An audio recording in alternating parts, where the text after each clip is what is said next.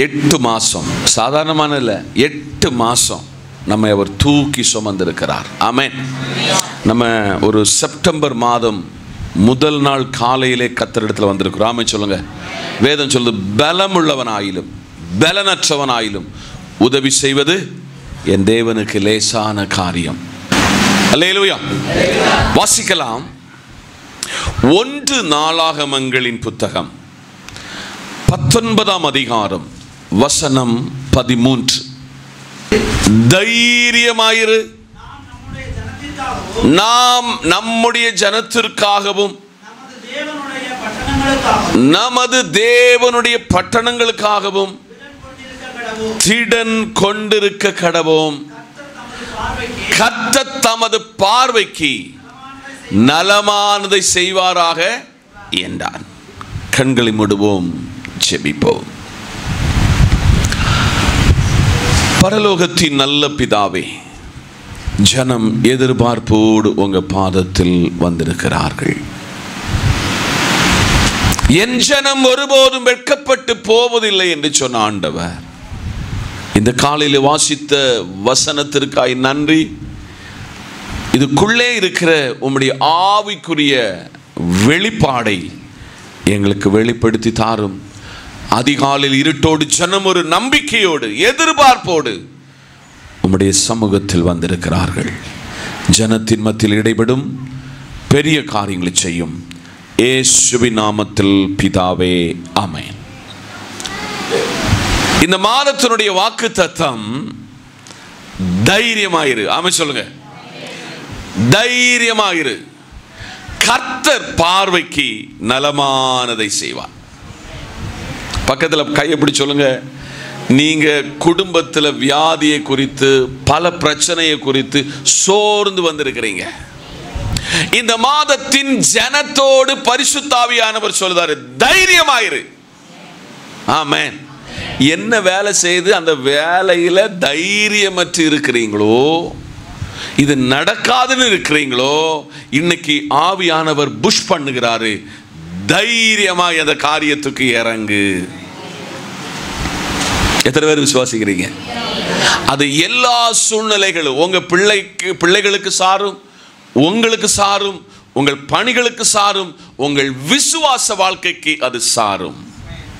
அதனால் இன்னைக்கு காலையில் நீங்கள் வந்தது போல் அல்ல. இன்னைக்கு காலையில் உங்களுடைய தைரிய குறைவு எங்கேயெல்லாம் இருந்ததோ, இன்னைக்கு கர்த்தர் சொல்றார், உன்னை தைரியமாக இன்னைக்கு நான் இங்கிருந்து அனுப்ப போகிறேன்.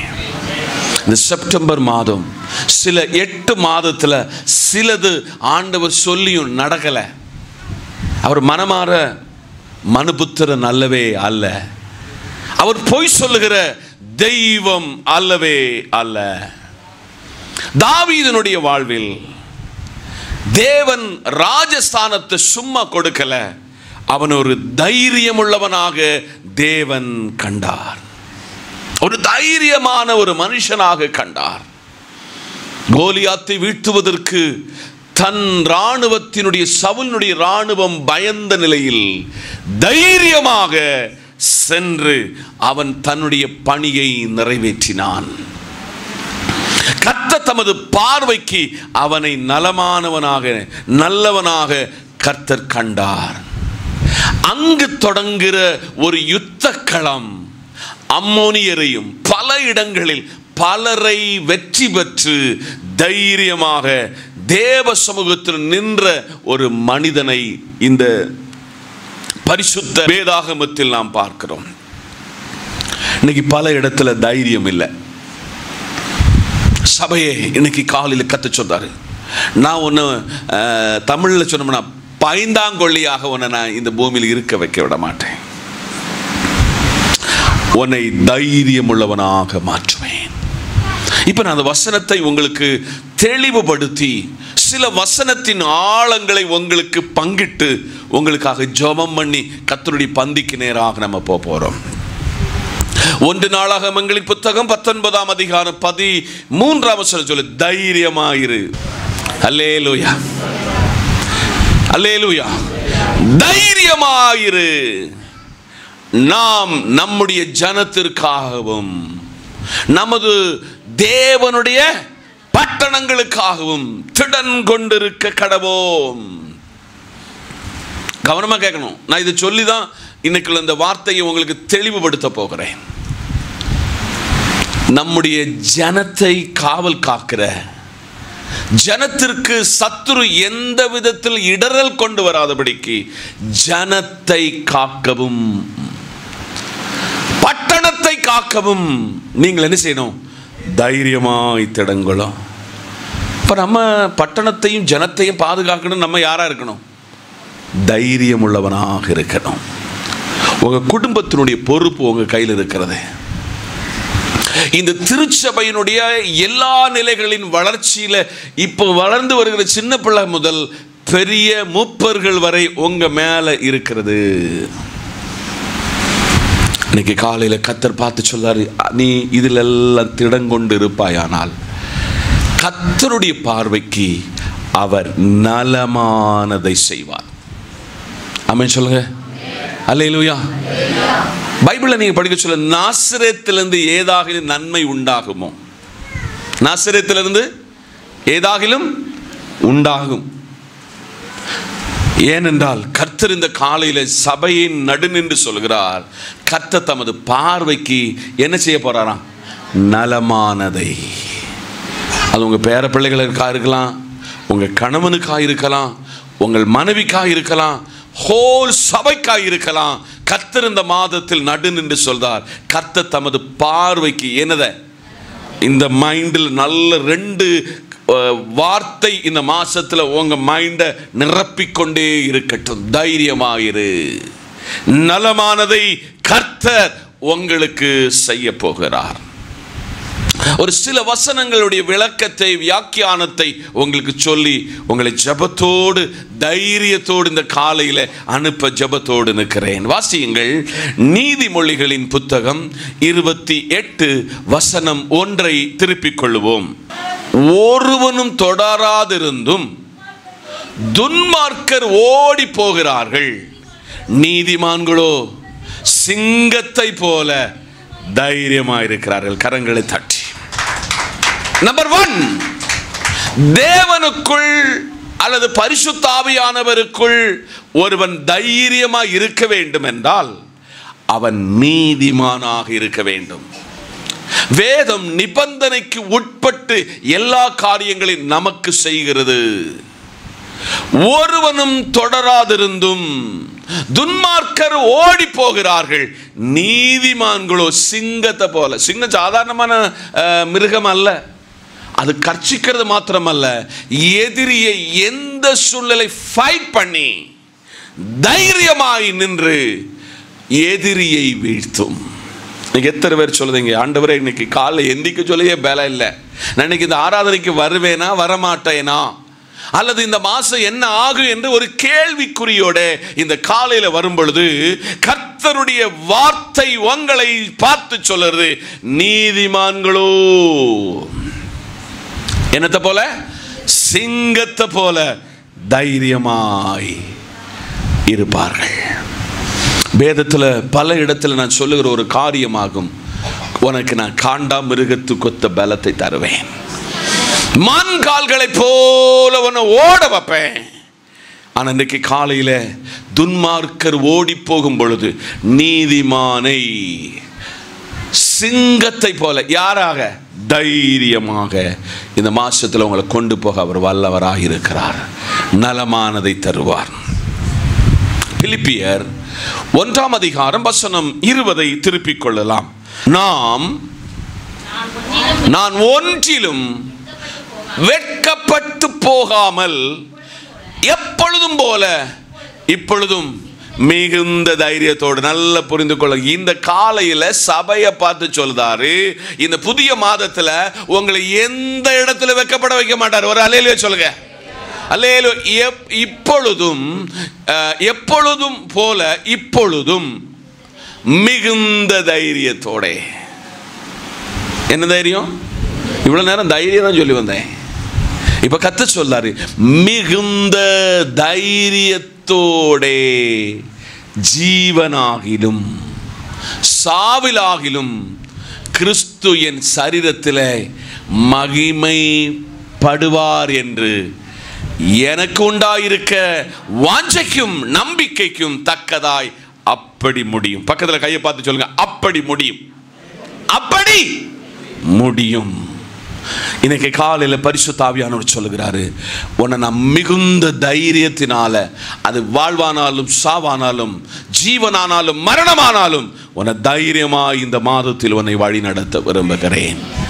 காதுள்ளவன் கேட்க கடவன். அப்போஸ்தலர் நடபடியின் புத்தகத்தை நீங்கள் திருப்பி வாசிக்கும் பொழுது 28ஆம் அதிகாரத்தின் 15ஆம் வசனத்தை திருப்பிக் கொள்வார். அவ்விடத்தில் உள்ள சகோதரர்கள் நாங்கள் வருகிற செய்தியை கேட்டு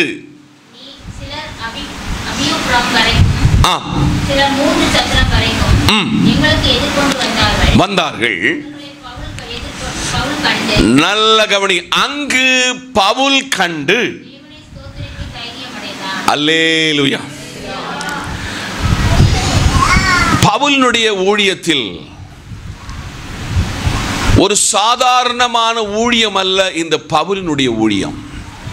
பவுல் எப்பக்கத்திலும் நெருக்கப்பட்டவன், ஊழியத்தின் நிமித்தம் அடிவாங்கப்பட்டவன், ஊழியத்தின் நிமித்தமாக சிறையில் அடைக்கப்பட்டவன், துன்புறுத்தப்பட்டவன். ஆனாலும் கர்த்தர் அவனை பார்த்து சொல்றாரு, நீ தைரியமாக இந்த பணியை செய். எதிரியானவன் 4 திசைகளிலிருந்து வந்தாலும் என் சமூகம் உன் கூட இருக்கும். அவன் தேவனை ஸ்தோத்தரிக்கிறான். அவனுக்குள்ள ஒரு தைரியம் இருந்தது. இன்னைக்கு பல நேரத்தில் எதை எடுத்தாலும் பயம் நமக்கு. அல்லேலூயா. சில நேரத்தில் அந்த எமோஷன்ல ஏதோ சொல்லிடுவோம், ஆனால் உள்ளத்தில் இருக்கிறது முழுக்க முழுக்க பயம். அந்த கத்தை சொல்றாரு, பவுலே, நான் உன்னை தமஸ்குருவில் கண்டேன். தமஸ்குருவில் உனக்கு தந்த வெளிச்சம் என்பது சாதாரணமான வெளிச்சம் அல்ல. உன்னை இந்த உலகத்துக்கு ஒளியாக வெளிச்சமாக உன்னை வைப்பேன். அவன் தேவனை ஸ்தோத்தரிக்கிறான். நான் தைரியத்தோடு இந்த பணியை செய்வதற்கு அவன் தன்னை அர்ப்பணிக்கிறான். 2 வசனம் 3 வசனத்துக்குள்ள உங்களை இந்த வார்த்தையிலிருந்து உங்க வீட்டுக்கு ஜெபத்தோடு அனுப்ப ஜெபத்தோடு நிற்கிற வாசியுங்கள். எபிரேய நிருபம் 3ஆம் அதிகாரம் வசனம் 6. நல்ல புரிந்து கொள்ளணும். கிறிஸ்துவோ அவருடைய வீட்டிற்கு மேற்பட்டவரான குமாரனாக உண்மையுள்ளவராயிருக்கிறார். என்னதுனால? நம்பிக்கையினால் உண்டாகும் தைரியத்தினால். கவனமா கேட்கணும். ஆண்டவர் உங்களையும் என்னையும் தைரியமா இருந்து அவருக்கு நலமானது நமக்கு நலமானது சும்மா இல்லை தர மாட்டாரு. கிறிஸ்துவோ, கவனமா கேட்கணும், கிறிஸ்துவோ அவருடைய வீட்டிற்கு மேற்பட்டவரான குமாரனாக உண்மையுள்ளவராய் இருக்கிறபடியால் நம்பிக்கையில் உண்டாகும் தைரியம். அல்லேலூயா. இந்த நம்பிக்கை இல்லாட்ட தைரியம் உண்டாகாது. ஒரு அல்லேலூயா சொல்லுங்க. அல்லேலூயா. பல நேரத்தில் நீங்கள் ஏதோ ஒரு கடினமான வேலைகள் அல்லது ஆபத்தான வேலைகள் எதுவும் சம்பவிக்கலாம்.